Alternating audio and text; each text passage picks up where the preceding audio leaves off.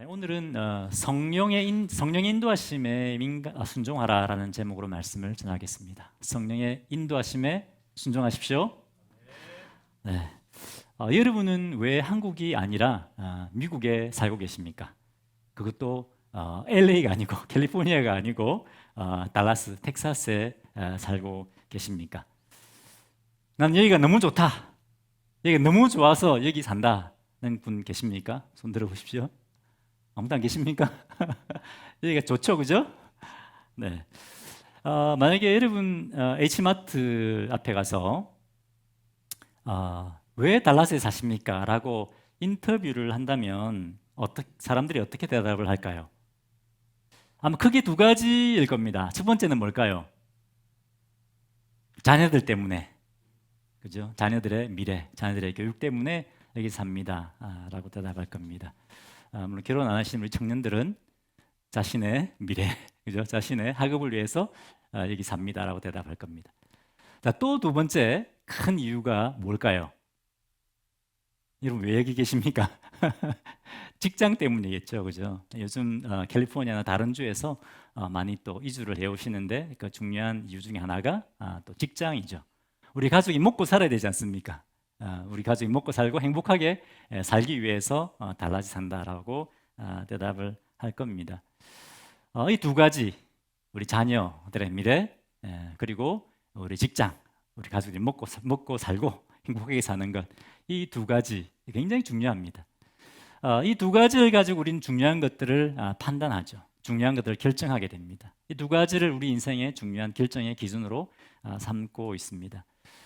저도 마찬가지입니다. 목회자인 저도 자녀 교육 중요하고 가족의 생계 중요합니다. 그런데 여러분, 우리는 주님 안에서 보통 사람들이 아닙니다. 그렇죠? 우린 누굽니까? 우리 하나님께서 예수님의 핏값을 주고 사신 하나님의 존귀한 자녀들입니다. 그리고 우리는 거룩한 하나님의 백성들입니다. 자, 우리 옆에 계신 분들에게 한번 축복해 보십시오. 축복하면 기쁨이 넘쳐요. 형제님은, 자매님은 하나님의 존귀한 자녀입니다. 형제님은, 자매님은 하나님의 존귀한 자녀입니다. 또 우리는 뭐죠? 하나님의 거룩한 성도입니다. 다시 한번, 형제님은, 자매님은 거룩한 성도입니다. 그렇기 때문에 여러분, 물론 우리가 자녀 교육도 중요하고 직장도 중요하지만 우리는 하나님의 자녀로서 또 하나님 나라의 백성으로 살아야 될 삶의 기준이 있습니다. 오늘 하나님께서 우리에게 우리 하나님의 존귀한 자녀, 우리 성도는 무엇을 기준으로 판단하고 무엇을 기준으로 살아야 되는가 하는 것에 대해서 우리에게 말씀하고 계십니다. 자, 오늘 본문 10절에 보면 사도 바울이, 여러분 잘 아시죠? 마게도냐에서 환상을 봅니다. 마게도냐의 환상을 보죠. 마게도냐 사람이 꿈에 나타나서 와서 우리를 도와주십시오. 그것을 듣고 그 환상을 보고 사도 바울은 어떻게 합니까? 마게도냐로 건너가기로 힘씁니다. 그리고 마게도냐로 건너갑니다. 자, 이것을 보았을 때 사도 바울을 움직이게 했던 결정의 기준, 판단의 기준은 뭐였습니까? 예수 그리스도의 십자가 복음입니다. 복음의 사명입니다. 예수 그리스도의 복음을 전하고 주님의 교회를 세우고 하나님 나라를 세워가는 이 사명이 사도 바울을 움직이게 하는 기준이었다는 것입니다. 자, 오늘 본문은 사도 바울이 2차 선교 여행 때의 이야기를 다루고 있습니다. 자, 그런데 사도 바울이 1차 선교 여행 때는 어디에 가서 복음을 전했을까요? 예, 여러분 다 아시죠? 갈라디아 지역입니다. 지도를 한번 보여주시겠습니까? 네, 지도에 보면 잘 보이십니까? 네, 이게 갈라디아 지역입니다. 자, 그런데 빨갛게 해놓은 부분 있죠? 저기 어디입니까? 루스드라.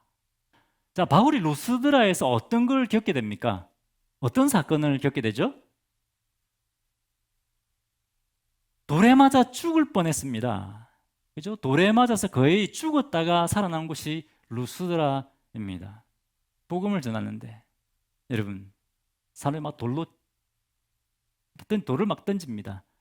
별로 이렇게 실감이 안 나는 것 같은데 사도 바울이 아니라 내가 돌에 맞는다고 생각해 보십시오. 돌에 맞아서 머리가 깨지고 막 피가 흐르고 피투성이 됐습니다. 여러분, 끔찍하지 않습니까? 전혀 안 끔찍한 것 같네요. 같이 그런 표정인데 끔찍하지 않습니까, 여러분? 돌에 한 대만 맞아 보십시오. 그럼 두렵지 않습니까? 돌에 맞는 것이. 사도 바울이 이렇게 돌에 맞아서 정신을 잃었습니다. 돌로 치던 사람들이 사도 바울이 죽었다고 생각했습니다. 이 정도면 죽었겠지. 그래서 어떻게 합니까? 바울의 이제 몸을 질질 끌고 갑니다. 질질 끌고. 그냥 곱게 모시는 게 질질 끌고 가서 성 밖에 갖다 버렸습니다. 그리고 사도 바울의 동력자들이 사도 바울을 빙 둘러 섰습니다. 사도 바울이 순교했구나, 죽었구나. 침통한 표현으로 있는데 갑자기 사도 바울이 정신이 깨어난 겁니다. 툴툴 털고 일어났습니다. 그리고 다시 성 안으로 들어가서 복음을 전합니다. 그리고 그 다음 도시가 된 루스드라 다음에 더베죠. 더베로 가서 이제 선교 사역을 마무리하게 되는데, 자, 여러분 지도를 다시 한번 보십시오. 저기 오른쪽에 보면 안디옥이 있습니다. 왼쪽을 보시면 왼쪽이죠. 원래 안디옥에서 파송이 됐습니다. 자, 그러면 지금 바울이 더베에 있습니다. 어떻게 가는 것이 빠른 길입니까? 왔던 길을 다시 돌아가는 길이 빠른 길입니까? 아니면 직진해서 계속 가는 것이 빠른 길입니까? 직진해서 바로 가는 길이 빠른 길입니다. 근데 그 중간에 보니까 다소라는 도시가 있습니다. 다소가 어디죠? 그렇죠, 맞습니다. 사도 바울의 고향입니다. 거기는 사랑하는 가족도 있을 것이고, 그죠? 그리고 친한 친구도 있을 겁니다. 그러면 이제 안디옥을 가면서 중간에 그곳에 들려서 사랑하는 사람들로 만나서 커피도 한잔하고 스타벅스에서, 그죠? 그렇게 쉬기도 하고 그렇게 가면 됩니다. 자, 여러분 같으면 어떻게 하겠습니까? 직진하겠습니까? 아니면 온 길을 돌아서 가시겠습니까? 예, 다 직진해서 가고 싶죠. 그죠? 여러분 한국 가고 싶으시죠? 고향 아니면 고향. 그런데 사도 바울이 어떻게 하느냐? 그렇게 하지 않습니다. 사도 바울은 왔던 길을 다시 돌아갑니다. 다시 돌아가기 위해서는 높고 험한 산맥을 넘어야 됩니다. 그리고 배를 타고 가야 됩니다. 근데 그것보다 더 두려운 것은 뭘까요? 루스드라에서 돌에 맞아 죽을 뻔하지 않았습니까? 두렵지 않았겠습니까? 트라우마가 있지 않았겠습니까? 여러분 같으면 다시 가고 싶겠습니까? 근데 사도 바울은 다시 돌아갑니다. 왜 다시 돌아갈까요? 이제 갈라디아 교회는 이제 세워진 어린 교회들입니다. 성도들이 아직 영적으로 어립니다. 그냥 갈 수 없었던 겁니다. 그러니까 다시 바울이 세웠던 교회를 다시 방문하면서 성도들을 말씀으로 위로하고 격려하고 세우고 돌아가게 되는 겁니다. 여러분, 이것을 볼 때 사도 바울을 움직이게 했던 기준이 무엇입니까? 복음의 사명입니다.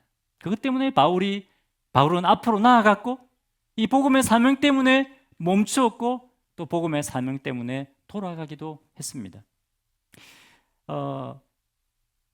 이제 1차 선교여행을 마치고 2차 선교여행 때는 어디로 갈까요? 다른 지역으로 갈까요?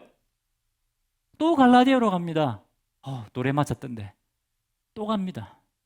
가서 그 당시에 거짓 교사들이 들어와서 이 갈라디아 성도들을 막 어지럽게 해놓았습니다. 교회들 어지럽게 해놓았습니다.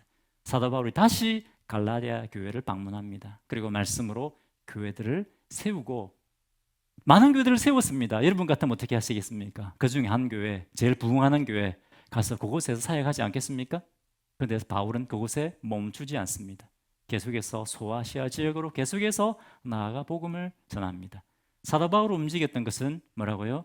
복음의 사명입니다. 교회를 세우고 하나님 나라를 세워가는 그 사명이 사도 바울로 하여금 움직이게 했다는 겁니다. 그럼 여러분은 무엇이 여러분을 움직이게 합니까? 복음의 사명입니까? 이렇게 얘기하니까 목사님 그것은 목사님이나 선교사님이나 사역자들이나 복음의 사명에 따라 움직이지 어떻게 우리 평범한 우리 성도들이 그렇게 합니까? 라고 생각하실 수 있습니다. 좀 그렇게 방금 생각하시는 분 계십니까? 여러분 사도행전 8장을 한번 보겠습니다. 사도행전 8장에 보면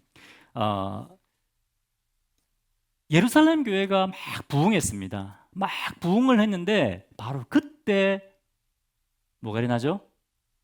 큰 박해가 일어납니다. 예루살렘 교회가 한참 성장하는데 그때 하나님께서 박해를 허락하십니다. 그래서 어떻게 됩니까? 성도들이 다 흩어지는 겁니다. 각지로 흩어졌습니다. 아니, 하나님 너무하지 않습니까? 교회가 막 성장하는데 교회를 지켜주셔야지. 그렇지 않습니까? 하나님의 역할이 성도들을 지켜주시는 거 아닙니까? 그런데 박해를 허락하신 겁니다. 그래서 어떻게 됐습니까? 성도들이 각지로 흩어지면서 복음을 전하기 시작했습니다. 어디로 갔습니까? 사마리아로 가서 사마리아. 여러분, 유대인들은 사마리아인들하고 상종하기 싫어했습니다. 그렇죠? 그런데 그렇게 가기 싫어했던 사마리아도 가서 복음 전합니다. 그리고 안디옥에 가서도 복음을 전하고 최초의 이방인 교회가 안디옥에 세워집니다. 이 안디옥 교회가 사도 바울과 선교팀을 파송하는 거 아닙니까? 왜 하나님께서 흩으셨습니까? 사도행전 1장 8절에 예수님이 성천하시기 전에 뭐라고 말씀하셨습니까? 너희는 땅 끝까지 가서 복음 전하라고 말씀하셨습니다. 자, 그런데 여러분, 예루살렘 교회 성도들이 어떻게 했습니까? 막 가서 복음 전했습니까?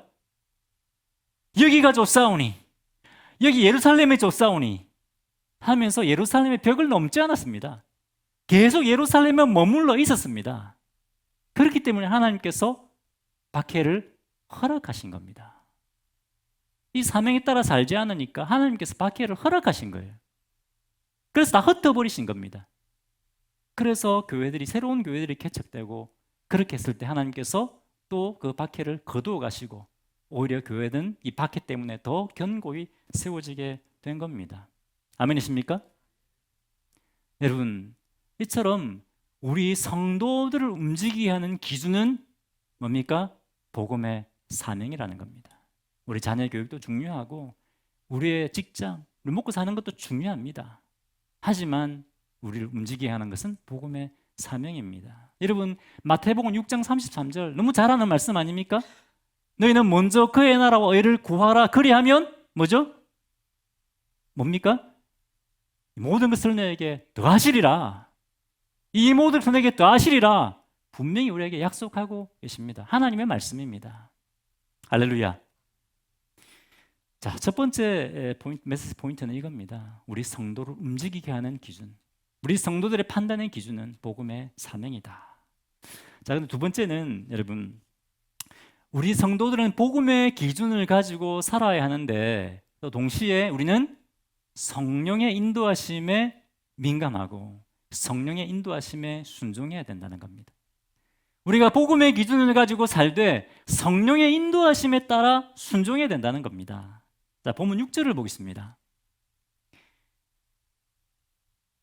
성령이 아시아에서 말씀을 전하지 못하게 하시거늘 그들이 부르기아와 갈라디아 땅으로 다녀가. 좀 이상하지 않습니까, 여러분? 다시 한번 볼까요? 성령이 아시아에서 말씀을 전하지 못하게 하시거늘.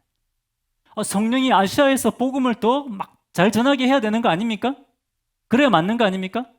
그런데 성령이 말씀을 전하지 못하게 했다고 되어 있습니다. 지금 사도 바울은 어떻게 해서든지 복음을 막 전하려고 이렇게 하고 있는데 오히려 성령께서 막았다고 되어 있습니다. 7절 후반부에 보면 후반부에도 예수의 영이 허락하지 않았다고 말씀하고 있습니다. 여러분, 분명히 좋은 계획입니다. 훌륭한 계획입니다. 그런데 그것을 성령께서 막으셨다는 겁니다. 이거 지금 뭘 우리에게 보여주고 있습니까? 때로는 우리가 세우는 계획, 이건 하나님 뜻일 거야, 주님 이거 원하실 거야 라고 생각하고는 완벽한 계획이라 할지라도 그것이 때로는 하나님의 뜻과 맞지 않는, 하나님의 인도하심과 다를 수 있다는 것을 우리에게 보여주고 있습니다. 여러분, 우리는 어떻습니까? 때로는 우리의 생각과 우리의 판단이 너무 견고하고 강하지 않습니까? 우리는 다 우리가 그리고 있는 그림이 있습니다. 그렇죠? 여러분의 남편에 대한 그림이 있죠. 우리 남편이 이래 해야 돼. 없으신 모양이죠? 남편은 또 아내에게, 또 우리 가정에 대해서, 또 우리 청년들은 내 미래에 대한 그림, 여러분 청년들 미래에 대한 그림을 다 그리고 있지 않습니까? 내 비전 다 그리고 있을 것입니다. 그리고 또 우리 교회에 대한 그림도 다 가지고 있을 것입니다. A 집사님은 A가 하나님의 뜻이야, 이렇게 해야 돼. 근데 B24님은 A가 아닙니다. B가 하나님 뜻입니다. 그죠? 그렇게 이렇게 되면 어떻게 됩니까? 교회 어렵죠. 그죠? 갈등이 생깁니다. 이처럼 우리는 우리가 그리고 있는 그림이 다 있습니다. 그런데 여러분, 성령께서 원하신다면 어떻게 될까요? 성령께서 원하신다면 우리가 그리고 있는 그림, 우리가 가지고 있는 생각들을 내려놓고 우리가 가지고 있는 그림들을 지우고 성령의 인도하심에 민감하고 성령의 인도하심에 순종해야 된다는 겁니다. 아멘이십니까? 여러분, 오늘 보니까 성령께서 사도 바울이 가는 길을 막았습니다. 자, 그러면 성령님은 우리가 가는 길을 막으시는 분일까요? 아, 주님 이거 하려고 하는데 왜 자꾸 막으십니까? 여러분, 그런 생각 드실 때 없습니까? 근데 여러분, 성령님은 내가 하려고 하는 길을 막으시는 분이 아닙니다. 성령님은 우리를 인도하시는 분입니다. 여러분, 성령님이 누구십니까? 성령님, 성령 하나님. 요한복음 14장 18절에 예수님이 이렇게 말씀하셨습니다. 내가 너희를 고아처럼 버려두지 않고 내가 다시 오겠다고 했습니다. 다시 오셔서 우리 안에 내주하시는 하나님이 바로 성령님이십니다. 내 옆에 계신 것이 아니고 어디에 계신다고요? 우리와 연합했습니다. 연합해서. 사도행전 14장 11절에 어떻게 말씀하고 있습니까? 아버지가 내 안에, 내가 너희 안에, 내가 너희 안에. 이해가 안 되지 않습니까? 이게 무슨 말입니까? 완전 연합했다는 겁니다. 여러분, 예수님이 성령님으로 다시 오셔서 우리와 연합하신 겁니다. 그냥 내 옆에 계신 분이 아니고 어디 계신다고요? 우리 안에. 우리와 연합하신 분이 성령님이십니다. 우리 안에 살아 계십니다. 우리 안에 살아 계셔서 우리에게 능력 주십니다. 우리에게 지혜를 주십니다. 그리고 우리를 완벽하게 인도하시는 분입니다. 우리를 완벽하게 보호하시는 분입니다. 그분이 성령님이십니다. 할렐루야. 너무 감사하지 않습니까? 하나님 우리와 함께 사신다니까요, 여러분. 그거 생각해 보셨어요? 하나님이 오셔서 우리와 함께 사신다는 거예요. 그분이 성령님이십니다. 완벽한 인도자이시고 완벽한 보호자이십니다. 자, 옆에 계신 분들에게 형제님, 자매님, 성령님이 우리의 완벽한 보호자이시고 완벽한 인도자이십니다. 축복하시기 바랍니다. 너무 긴가요? 성령님이 우리의 완벽한 인도자이시고 완벽한 보호자이십니다. 할렐루야. 할렐루야. 네. 근데 여러분, 이 하나님이 우리의 머리털까지 다 세신 바 되신 분이라고 말씀하십니다. 마태복음 10장 30절에 하나님께서 우리의 머리털까지 다 세신 바 되었다고 말씀하고 있습니다. 여러분, 머리털 다 몇 개인지 세시는 분 계십니까? 한번 손 들어 보십시오. 네, 머리 긁지 마시고. 네. 아무도 안 계시죠? 그런데 누가 아신다고요? 하나님이 아신다는 겁니다. 그 하나님이 우리 안에 들어와 사십니다. 성령님이십니다. 이 말은 뭡니까? 내가 나를 아는 것보다 하나님께서 나를 더 잘 아신다는 말입니다. 하나님께서 내가 나를 아는 것보다, 내가 보고 있는 상황보다, 내가 보지 못하는 상황까지 하나님은 다 보고 계신 분이라는 겁니다. 할렐루야. 이분이 우리의 인도자이시고 우리의 보호자가 되십니다. 그렇기 때문에 우리는 어떻게 됩니까? 내 생각과 내 판단을 내려놔야 됩니다. 성령님이 어떻게 인도하시는가? 성령님의 인도하심에 민감하고 성령님이 말씀하시면 그에 따라 순종해야 된다는 겁니다. 하나님 왜 자꾸 내 길을 막으십니까? 왜 일이 이렇게 안 됩니까? 하나님 우리의 길을 막으시는 것이 아니라 그것을 통해서도 우리를 인도하시는 분이라는 겁니다. 자, 8절에 보면, 오늘 보면 8절에 보면 무시아를 지나 두로아로 내려갔는데 라고 되어 있습니다. 사도 바울이 소아시아에서 이곳에서 복음 전하려고 저곳에서 복음 전하려고 막 노력하는데 계속 막으십니다. 그래서 어디까지 갔다고요? 두로아까지 갔습니다. 두로아는 소아시아의 맨 끝입니다. 여러분, 트로이 아시죠? 트로이 목마 아시죠? 드로아가 바로 트로이입니다. 그 그리스 신화에 나오는 트로이의 목마 있잖아요. 거기까지 간 겁니다. 자, 거기 가서 하나님께서 환상을 보여주십니다. 9절. 밤에 환상이 바울에게 보이니 마게도나 사람 하나가 서서 그에게 청하여 이르되 마게도나로 건너와서 우리를 도우라. 이것은 하나님의 인도하심입니다. 어디로 가야 될지 보여주시는 겁니다. 자, 여기 보니까 마게도냐 사람이 나타나서 건너와서 우리를 도우라라고 되어 있는데, 도우라는 명령형입니다. 이것은 뭡니까? 간절하게 구하는 것입니다. 제발 와서 우리를 좀 도와주시오. 제발 와서 우리를 좀 구원해 주시오. 우리에게 예수 그리스도의 복음을 전하고 우리를 좀 구원해 주시오. 이 영혼의 부르짖음을 듣게 하시는 겁니다. 성령께서 사도 바울과 그 선교팀에게 이 죽어가는 그 영혼들의 부르짖음을 듣게 하신 겁니다. 여러분, 이 세상에서 제일 큰 거짓말이 뭔지 아십니까? 나는 하나님 필요 없다는 겁니다. 나는 하나님 필요 없다. 세상에서 가장 큰 거짓말입니다. 철학자 파스칼은 이렇게 했습니다. 누구나 사람들에게는 누구나 오직 하나님만 채울 수 있는 공간이 있다라고 그렇게 말했습니다. 여러분 어떤지 모르겠지만 저도 예수 믿기 전에 그랬습니다. 예수 믿는 친구들이 저에게 야 상철아 예수 믿어야 된다. 교회 가자. 하나님 얘기 막 하고 이렇게 하면 나 그렇게 필요 없다. 어떻게 그런 걸 믿을 수 있냐. 막 그렇게 얘기했습니다. 하지만 제 마음속 깊은 곳에서는 야 나도 저 친구가 믿고 있는 예수를 믿으면 좋겠다. 이런 마음이 좀 있었어요. 우리 부모님 매일 싸우는데 그 집 부모는 되게 화목해. 야 우리 부모님도 예수 믿으면 우리 가정에서 화목해질까? 그런 마음이 제게 솔직히 있었습니다. 모든 사람들에게는 꼭 예수님인지 뭔지 모르겠지만 그들에게는 그의 영혼을 만족시켜줄 그런 영적 목마름을 가지고 있습니다. 여러분 하나님은 성령님은 우리가 그 영혼들의 부르짖음을 듣기를 원하십니다. 우리가 매일 만나는 사람들 있지 않습니까? 우리 길에서 보는 사람들 있지 않습니까? 그 사람들의 영혼의 부르짖음을 듣기 원하신다는 겁니다. 그리고 우리는 이 성령님의 인도하심에 따라 순종해야 됩니다. 마게도냐는 지금의 그 유럽이 시작되는 곳입니다.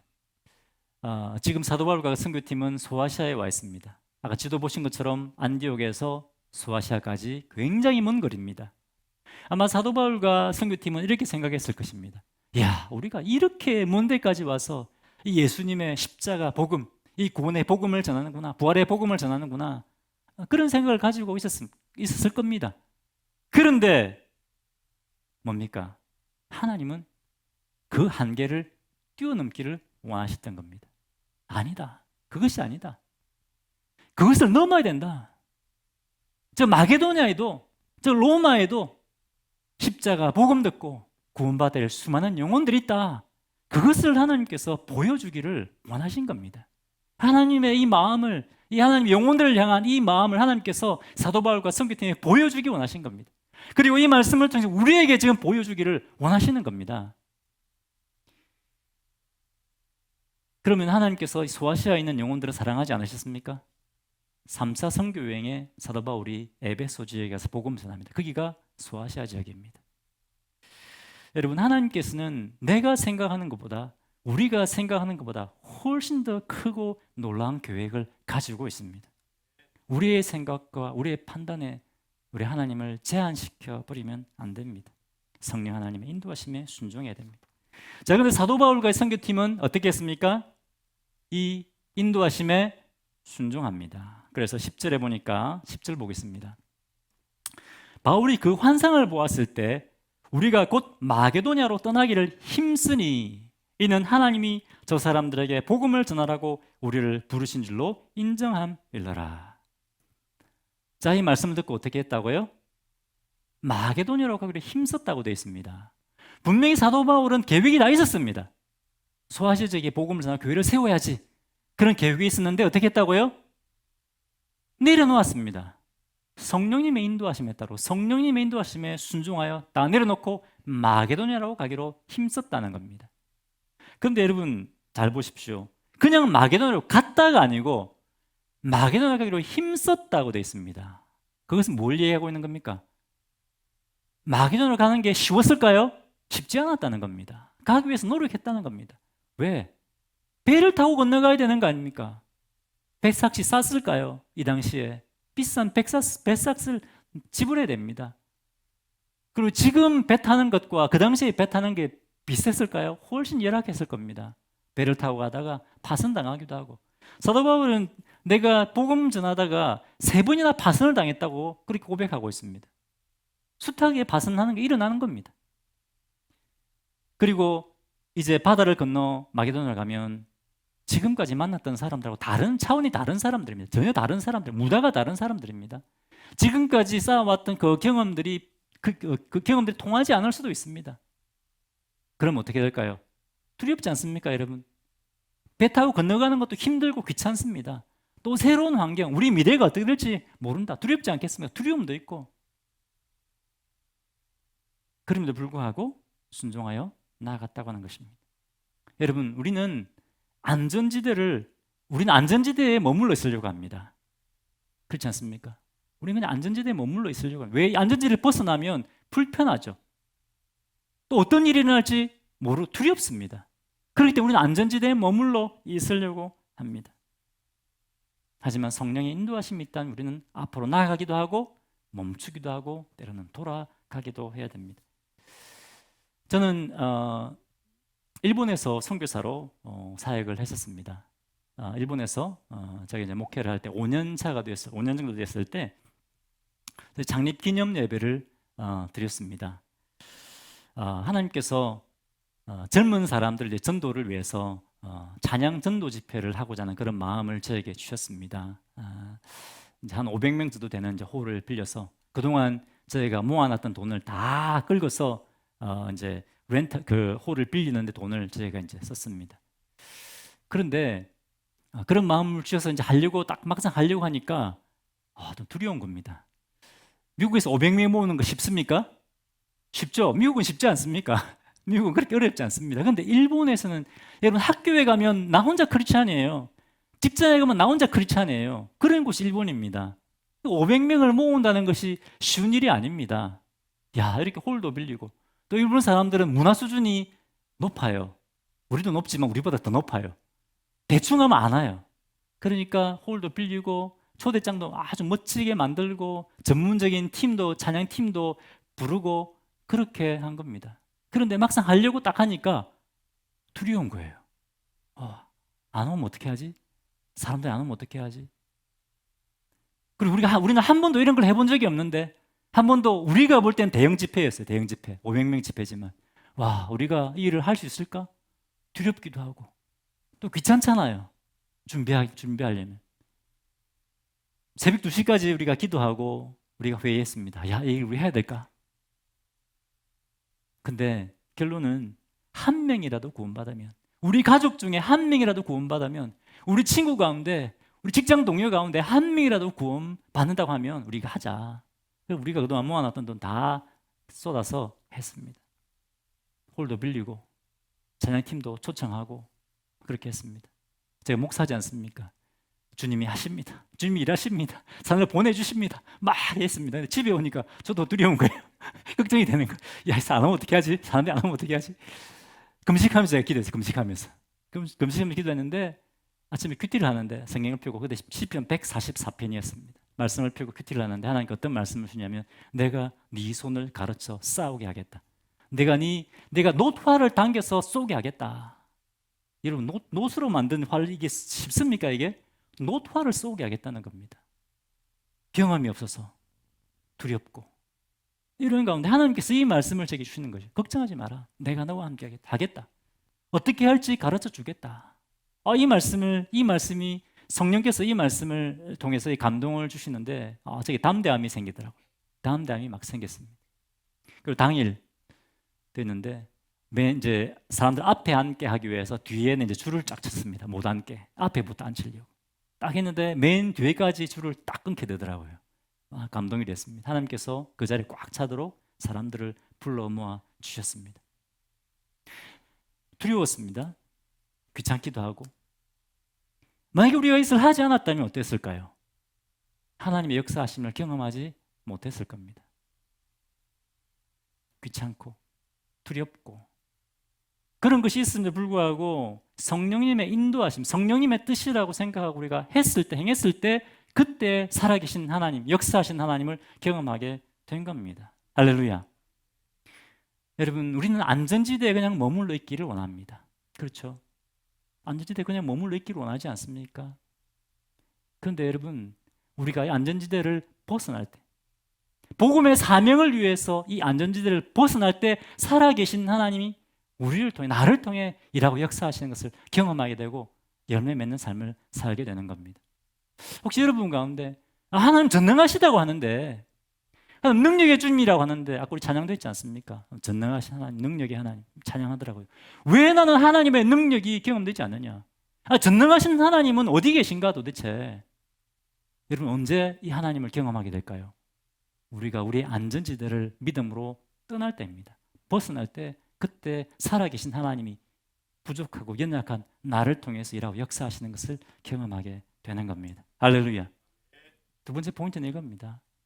우리는 성령 하나님의 인도하심에 민감하여 성령 하나님께 순종하여 나아가야 된다는 겁니다. 마지막 포인트는 그렇게 할 때 뭡니까? 하나님께서 우리의 가는 길을 예배해 놓으시고 열매 맺게 하시고 하나님의 영광을 드러내신다는 겁니다. 자, 바울과 선교팀이 이 성령의 인도하심에 순종하여 마게도냐로 가게 됩니다. 바다를 건너갔습니다. 12절에 보겠습니다. 자, 거기서 빌립보에 이르니 이는 마게도냐 지방의 첫 성이요 또 로마의 식민지라. 이 성에서 수일을 유하다가, 자, 마게도냐로 갔는데 그 첫 성이 빌립보였습니다. 근데 빌립보는 로마의 식민지였습니다. 이 사람들은 우리는 로마 시민이라는 그런 프라이드를 가지고 있었습니다. 빌립보 사람들은 로마 시민들이었습니다. 굉장한 프라이드를 가지고 있었습니다. 그리고 여기는 그리스입니다. 그리스 지역. 신들 많지 않습니까? 여러분 그리스 신화 보면 제우스도 있고 헤라도 있고 아프로디테도 있고 많은 신들이 있지 않습니까? 그리고 우상들을 섬기는 그런 곳이었습니다. 수많은 우상들이 있었습니다. 그리고 이 빌립보에는 회당이 없었습니다. 회당이 없었기 때문에 기도하러 회당으로 간 것이 아니라 강가로 나간 겁니다. 성경을 알고 그런 사람들이 없었습니다. 이 말은 뭡니까? 빌립보라는 이 지역은 사역하기에 쉬웠을까요? 쉽지 않았습니다. 굉장히 어려운 도시였습니다. 그런데 그럼에도 불구하고 이들이 순종해서 나갔을 때 하나님께서 하나님의 예배하심을 보게 됩니다. 14절에 보니까 두아디라시에 있는 자색 옷감 장사로서 하나님을 섬기는 루디아라는 한 여자가 말을 듣고 있을 때 주께서 그의 마음을 열어 바울의 말을 따르게 하신지라 라고 되어 있습니다. 그곳에 마침 루디아라는 여자가 있었습니다. 자, 이 사람은 지금으로 따지면 의류회사의 사장입니다. CEO입니다. 경제적으로 여유가 있고 부유한 사람이었습니다. 그런데 사도 바울이 말씀을 전할 때 어떠했다고요? 하나님께서 그 마음을 열어 바울의 말을 따르겠다고 되어 있습니다. 그리고 15절에 보니까 자기의 모든 집안 사람들이 다 예수를 믿고 구원을 받게 됩니다.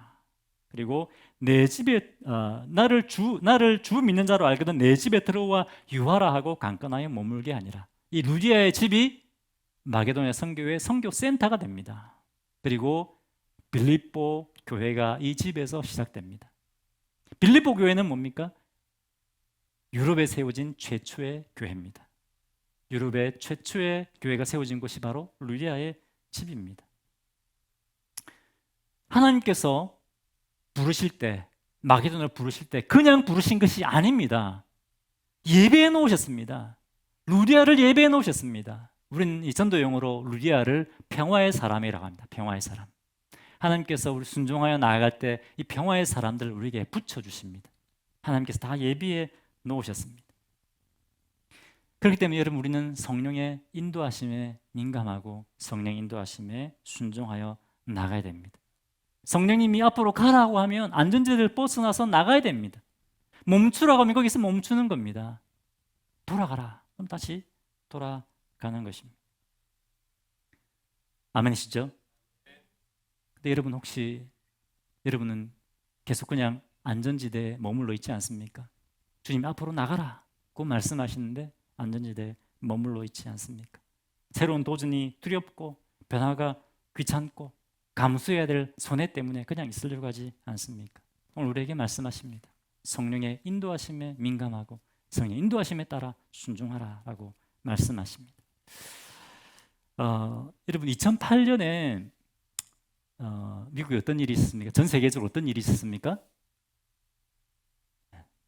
서브프라임 사태가 있었죠.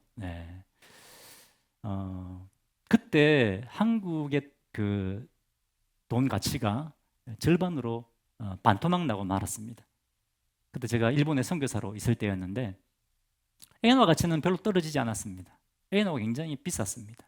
그런데 한국 돈 가치가 절반, 그냥 돈 반토막이 나고 말았습니다. 저는 후원을 받아서 사는 사람인데, 물론 이제 미국에서 후원을 받지만 한국에서 후원을 제가 또 많이 받았거든요. 여러분 어떻겠습니까? 절반으로 뚝 떨어졌습니다. 그때 선교사들이 굉장히 힘들었습니다. 굉장히 힘들었겠죠, 그죠?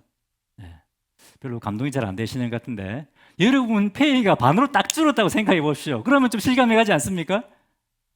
근데 그때 제가 이제 대학생 사역을 하면서 일본 교회 개척을 돕고 있었는데, 그 일본 목사님이 사역을 여러 가지 이유로 해서 그만두게 되었습니다.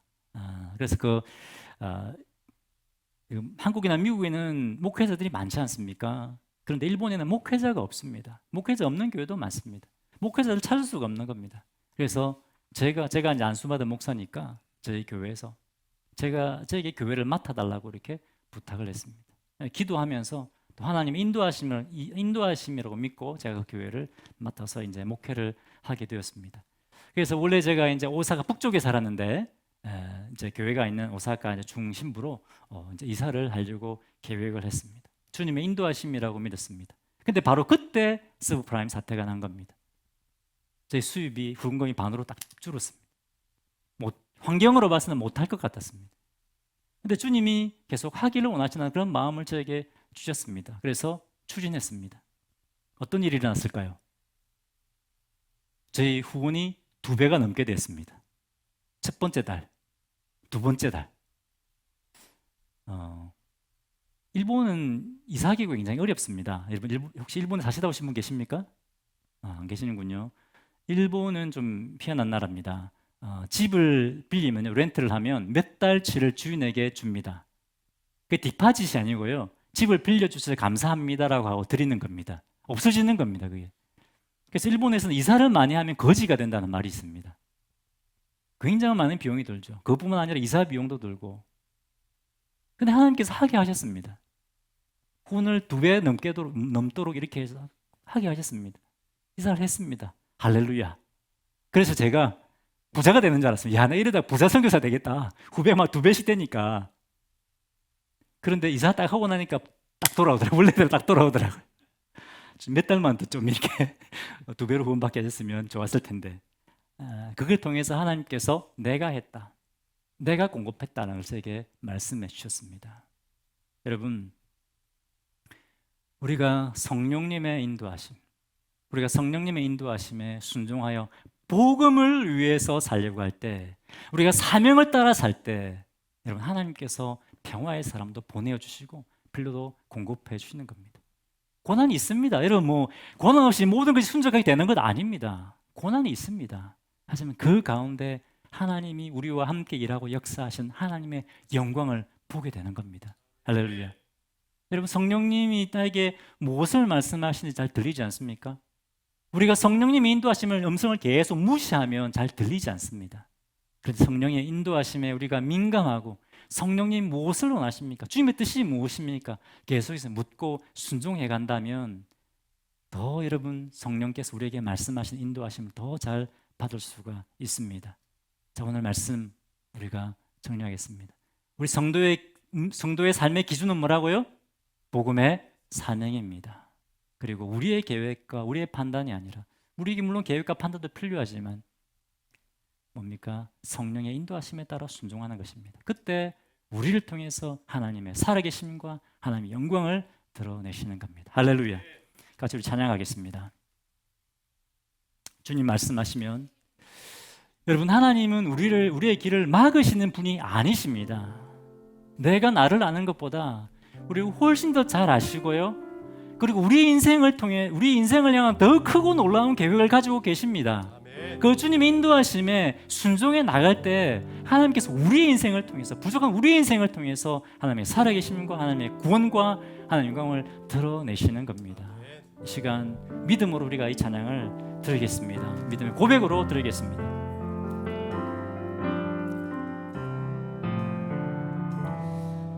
주님 말씀하시면 내가 나아가리다. 주님 뜻이 아니면 내가 멈춰 서리다.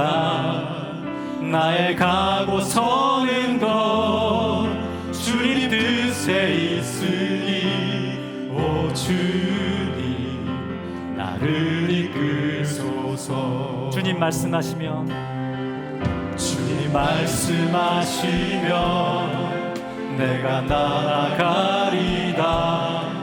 주님 뜻이 아니면 내가 멈춰 서리다.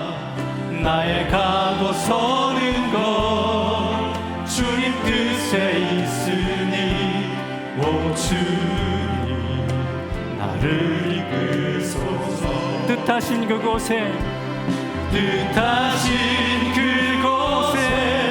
나 있기 원합니다. 이끄시는 대로 순종하며 살리니 연약한 내 영혼 통하여 일하소서. 주님 나라와 그 뜻을 위하여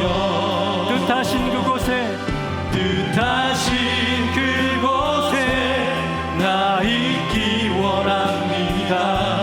이끄시는 대로 순종하며 살리니 연약한 내 영혼 통하여 일하소서. 주님 나라와 그 뜻을 위하여 오 주님 나를 이끌소서. 오 주님 나를 이끌소서. 오 주님 나를 이끌소서. 오 주님 나를 이끌소서. 오 주님 나를 이끌소서. 오 주님 나를 이끌소서. 오 주님 나를 이끌소서. 이제 우리 말씀을 기억하면서 다시 한번 우리가 기도하겠습니다. 여러분, 자녀 문제, 자녀의 미래 중요합니다. 우리가 먹고 사는 문제 중요합니다. 하지만 여러분, 우리가 먼저 주님의 나라와 의를 구할 때 하나님께서 이 모든 것을 다 하시겠다고 약속하셨습니다. 하나님의 존귀한 자녀 성도는 하나님 나라의 기준을 가지고 삽니다. 그것은 복음의 사명입니다. 주님의 복음을 전하고 예수님의 제자 삼고 교회를 세운 하나님 나라를 세우는 이 사명입니다. 여러분, 이 사명을 살기 위해서 우리의 삶을 성령님께 인도하여 성령의 인도하심에 순종해 드릴 때 그때 살아계신 하나님이 연약하고 부족하고 우리를 통해 일하고 역사하시는 것입니다. 이 시간 주님 두렵습니다. 염려가 됩니다. 하지만 하나님 믿음으로 주님 앞에 나가기 원합니다. 제가 하나님 주님의 영광을 드러내는 주의 종이 되게 하십시오. 이 시간 우리가 주님 앞에 믿음의 고백을 하고 나가겠습니다. 기도하겠습니다.